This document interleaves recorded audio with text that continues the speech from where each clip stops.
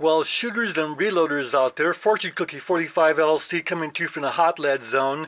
And today's topic is how do you get the best performance out of the Lee auto drum powder measure using the progressive presses that we have.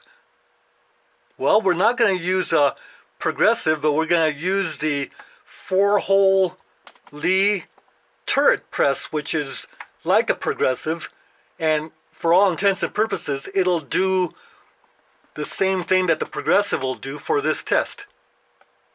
Now, to get the load that we're going to be doing out of the way, we're going to be using our fine, wet tumbled, nickel-plated brass. And this happens to be Remington Peters brass. Give you a close-up of that. So there you see the primer pockets are all cleaned and the brass casings are all completely clean and polished inside and out from that wet tumbling procedure, as you see. Now you'll see that this brass is already resized and deprimed, and I did that before I wet tumbled. So by doing that, we save an extra step. I know a lot of you like to decap with a universal decapper and then go ahead and wet tumble your brass, but then you have to go ahead and resize it. Well, by resizing and depriming in the normal procedure and then wet tumbling, we save the resizing procedure later. And this is important for this test. So we're going to load 40 rounds, and it's going to be 20 rounds each of two different powder charges. H110 powder. We're going to use 21.5 grains and 22 grains of H110. 20 rounds each. And we're going to go ahead and use as a bullet the Hornady 125 grain XTP bullet. There's the box. Fine Hornady bullets. And for primers, we're going to use the Tula small pistol Magnum primers. So there you see the Lee Auto Drum powder measure installed onto the expanding and mouth flaring die that's made by Lee, of course, and it's in the 4-hole turret.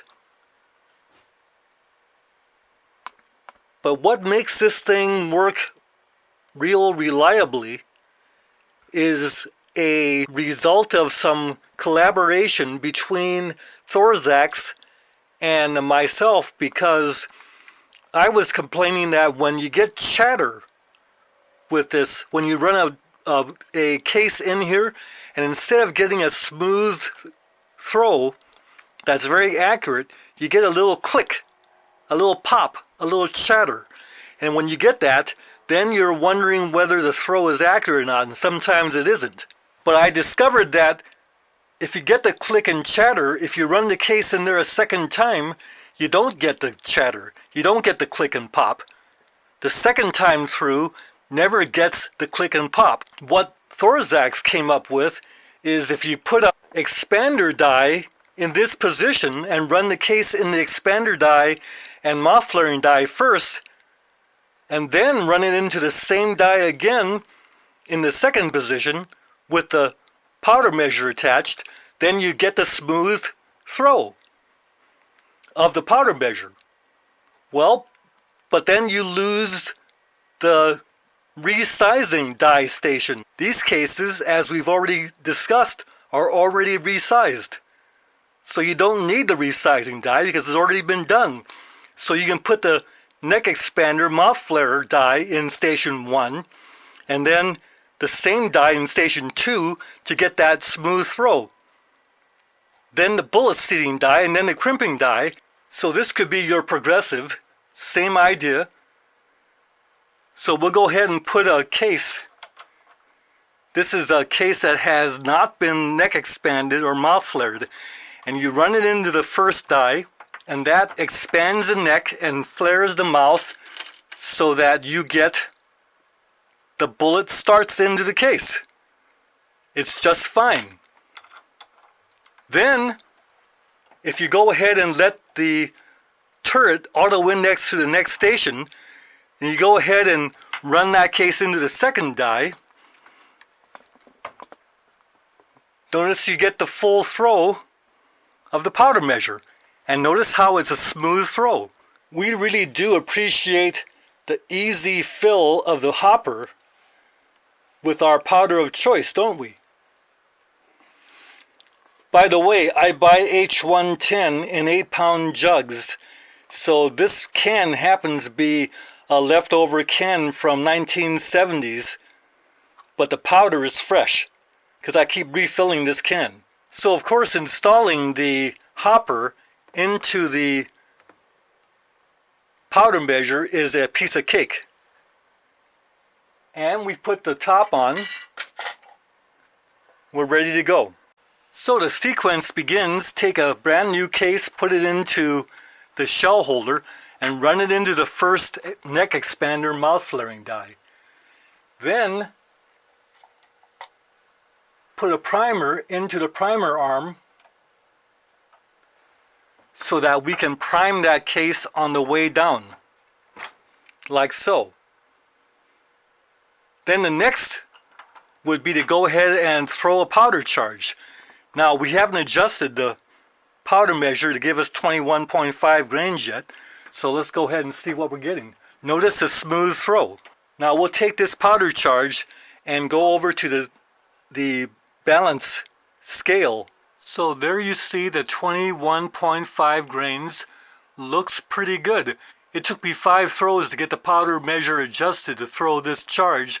We actually rejected the first 3 charges once we got to 21.5, and this is the 4th one with the 21.5, and there you see the accuracy of the throw. So now let's go ahead and actually load the rounds. So we adjust the bullet seating die so that the case mouth is right on the middle of the cannelure, and then lock the die position right there.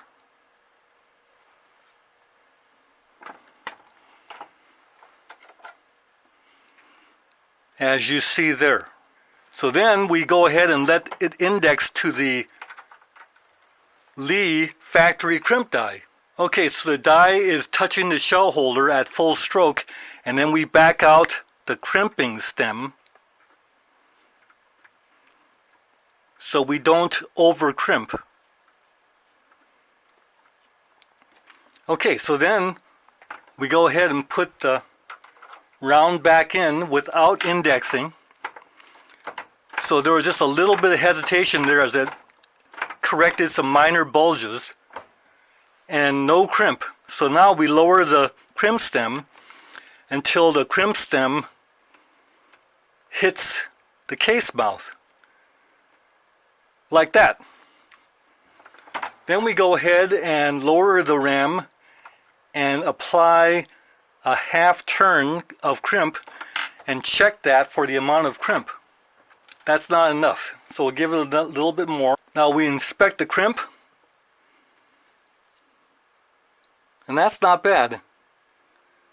Just a tiny bit more, and there it is. Now we have a loaded round.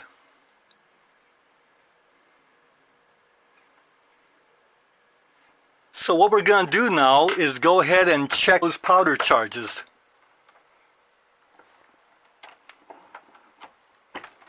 So there is the neck expansion and mouth flare, but now we're going to run in into the same die again, but this time just to throw the charge. Now I'll go ahead and check this powder charge. Okay, that powder charge was right on. So here's the next charge. We'll dump it into the scale pan. Careful I don't vibrate the scale. And you see that's close enough. Let's show you the next one. And so here's the next charge. This is number 6.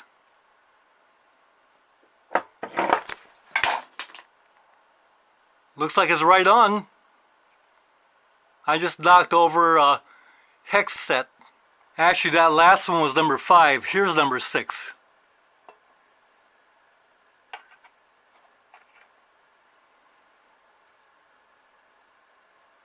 That's pretty good. That's 3 in a row that's right on there. So that's a pretty accurate powder measure, that Lee auto drum powder measure. And we can crank away with our 4-hole turret or our progressive press with that powder measure installed. The beauty of that powder measure is that it doesn't require any linkages. It's a freestanding powder measure that can work with any press, as long as there's room above the press for the die and the powder measure. There's number 7. Here's number 8.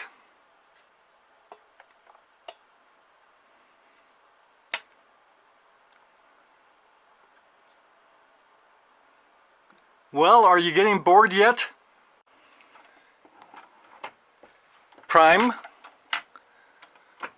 First, neck expansion. Second neck expansion with powder drop. Let's take this one over and weigh this one. So this is number 9. As you can see, that's right on also. There's a lot to like about the Lee auto drum powder measure. Now, before you go out and run out and buy the Lee 4-hole turret press, you need to know that Lee has come out with a new press that's actually a progressive that costs only a little bit more than this, and it's a better press than the 4-hole turret. I think the 4-hole turret's going to disappear. The reason I think that Lee came out with a new progressive press is because the 4-hole turret was lagging in sales, and they needed to boost its performance, and they did that without raising the price exorbitantly, like it's only $10 more for the new progressive. So that one's due to come out in April, and I'll get one of those to test. But for now, I got the 4-hole turret, and it might turn into a white elephant, but that's okay. It'll still do the job for us for what we need it. Now, this project was actually requested by Popeye Andy. Wanted to know how accurate the powder measure, the Lee auto drum powder measure, was in our progressive presses. So this video is an answer to Popeye Andy, and happened to be on my idea queue anyway. I like the Lee auto drum so much, I have it on all my Dillon 550Bs. Now with H110 powder, you have to load pretty much to 100% loading density. And that's what we have here. Well, there's 20 rounds of the 21.5, and it was literally boring. The charges were right on, all of them. Now this is all very interesting because it just turns out that Lyman is also coming out with a new press, a turret press. So this might be kind of like when Ruger came out with the 44 Magnum before Smith & Wesson actually came out with theirs. But that's only a guess, of course. It certainly gives us more choices in reloading equipment, so that's always good. So show you the last couple of H110 22 grains charges. That's pretty good. Looks like it's just a hair short. Uh-oh, that might be the reason why we tore the case mouth on that one. That created a kind of an error in the throw. Yeah, if you're not careful with that long 357 Magnum case, we can wind up tearing the case mouth. So let's go ahead and check that one. There we go, we're right back on again. Well, Popeye Andy got another project done, ready to go to the range and test. And that Lee Auto Drum powder measure really is a nice one. But like any powder measure, you do have to get used to it and use it. And the more you use it, the better it'll serve you. Bye for now.